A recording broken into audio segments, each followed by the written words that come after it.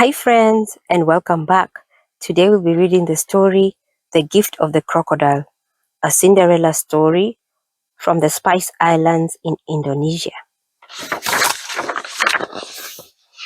In the Spice Islands, where clove and nutmeg trees grow, a girl named Damura lived long ago. Damura's mother taught her to kindle a fire and cook, to tend and harvest rice plants, and to dance the graceful dances of their ancestors. There came a time when Damura's mother grew weak and she knew she would not live much longer. So she called the girl to her bedside and reminded her to respect all wild creatures, for they would help and comfort her. Later, when Damura missed her mother, she would talk to the lorikeet and the little green parrot who came to perch on the nutmeg trees.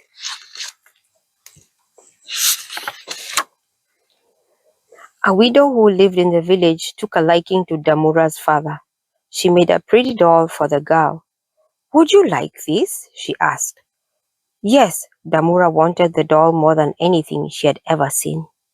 "You may have it," the woman said, "if you tell your father that he should marry me." Damura hugged the doll and hurried home. "Please," she begged, "will you marry the neighbor woman? She's so nice." "We have a good enough life," her father said, but Damura insisted, and finally he agreed to marry.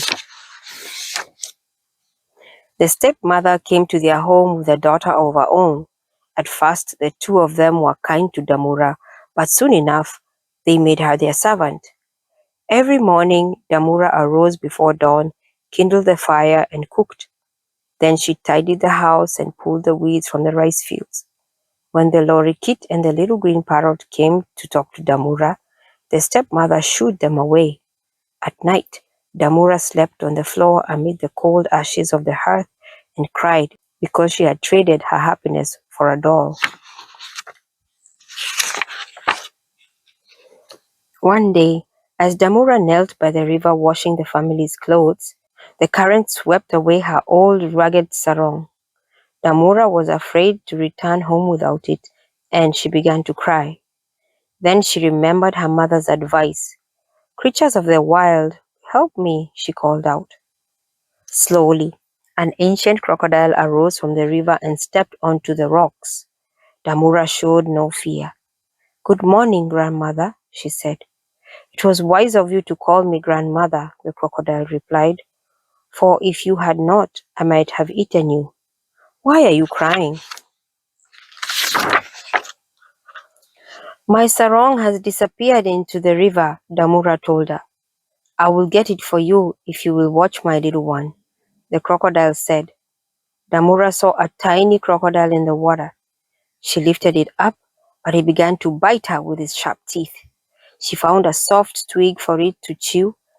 Then she rocked it gently and sang, "Rockabye, little baby crocodile, you smell like—" Damura almost said what the baby really smelled like, but she remembered her mother's words and sang, "Rockabye, little baby crocodile, you smell sweet like the nutmeg tree." Grandmother Crocodile splashed out of the water holding in her mouth a silver sarong that sparkled like the night sky. "That is not my sarong," Damura sighed. "Mine is old and torn."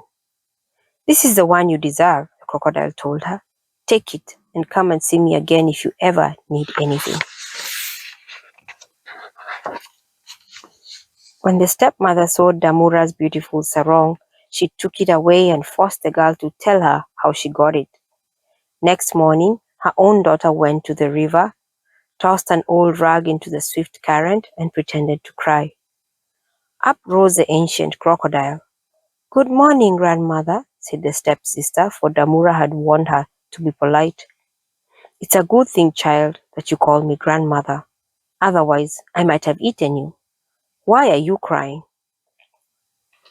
"I was washing clothes," the stepsister lied. "My sarong floated away, and I can't seem to find it anywhere." "I will get it for you," said the crocodile. "Just watch my little one while I am gone." The stepsister picked up the baby crocodile. When it bit her with its sharp teeth, she spanked it and sang, "Shut your mouth, stinky crocodile. You smell just like a garbage pile." Grandmother Crocodile appeared, carrying a sparkling silver cloth. "Is this your sarong?" she asked. "Give it to me!" the girl shouted. She grabbed it and wrapped it around her waist.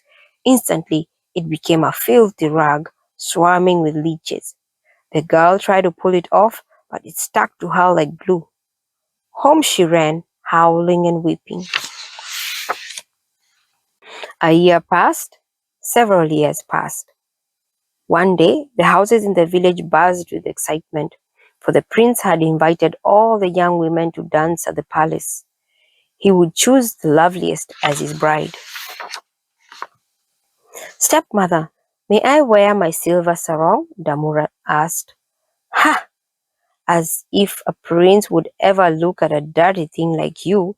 Your sister shall wear the silver dress. You stay here and tidy up the house." When the two of them had gone, Damura hurried to the river. "Grandmother! Grandmother!" she called. "What is it, child?" "I want so much to go to the palace and dance for the prince," Damura sobbed. "But my stepmother made me stay home. Even if I could go, I have nothing to wear." The crocodile sank into the water and soon reappeared with a sarong and a blouse of pure gold and slippers to match. "Leave the palace as soon as the first rooster crows," the crocodile warned her, "and remember to return everything to me before you go home." Then a shining carriage appeared, pulled by a white horse. Damura climbed up and took the reins, and before she could draw a breath, she found herself at the palace gates. Everyone turned and stared at her. They whispered that she surely must be a princess from across the sea. And when the prince saw her dance using the steps her mother had taught her, he knew that she would be his bride. Damura wished the night would never end, but as soon as she heard a rooster crow, she ran to her carriage with the prince at her heels. He tried to climb up after her, but she pushed him away. As he fell back, he caught hold of one of her golden slippers. "I'm sorry," Damura told Grandmother Crocodile when she reached the river. I have lost a slipper." "You needn't be sorry. That one slipper will make you a princess." The next morning, a messenger arrived at Damura's village asking that all young women come at once, for the prince had vowed to find and marry the young woman whom the slipper fit. Damura, dressed in rags, went into the palace with the others. The prince tried the slipper on each one, but always it was too small. At last he came to Damura. "You needn't try and honor her," said the stepsister. "She is only my servant." But the slipper fairly flew on to Damura's foot, and it fit perfectly.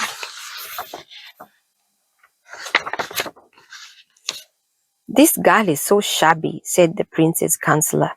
"Even though the slipper fits, you don't have to marry her." "Rich or poor," the prince declared, "she is my choice." Damura ran to the river to ask Grandmother Crocodile for her golden clothes and carriage, and when she reappeared, she was as beautiful as she had been the evening before. The wedding celebration was the most splendid ever seen, and afterward, Damura lived in the palace as a princess should. Damura's stepmother and stepsister were eaten up with jealousy.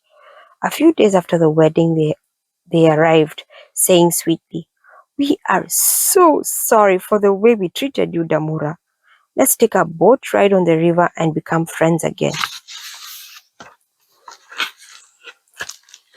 Damura agreed, for she thought they had changed their ways, but when the boat reached the middle of the river, they pushed her overboard.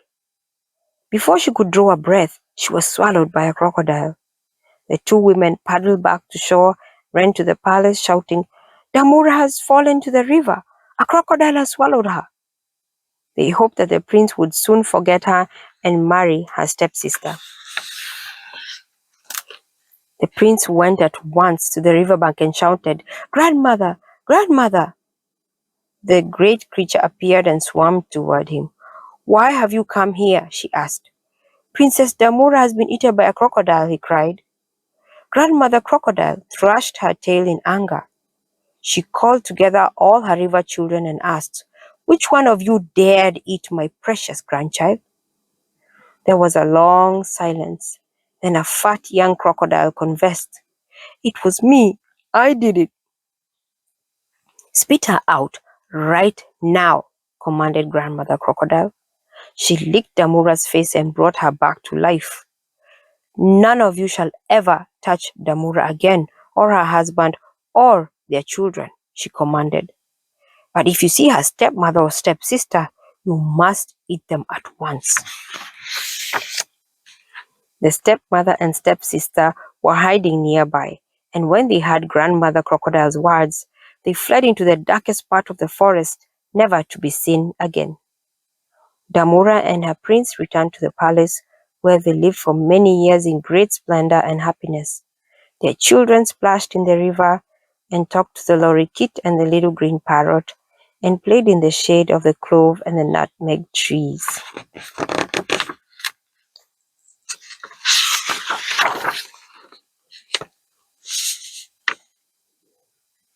The end. I hope you enjoyed this story, and I'll see you on the next one. Bye for now. Please like, share, and subscribe for more awesome stories. Thank you.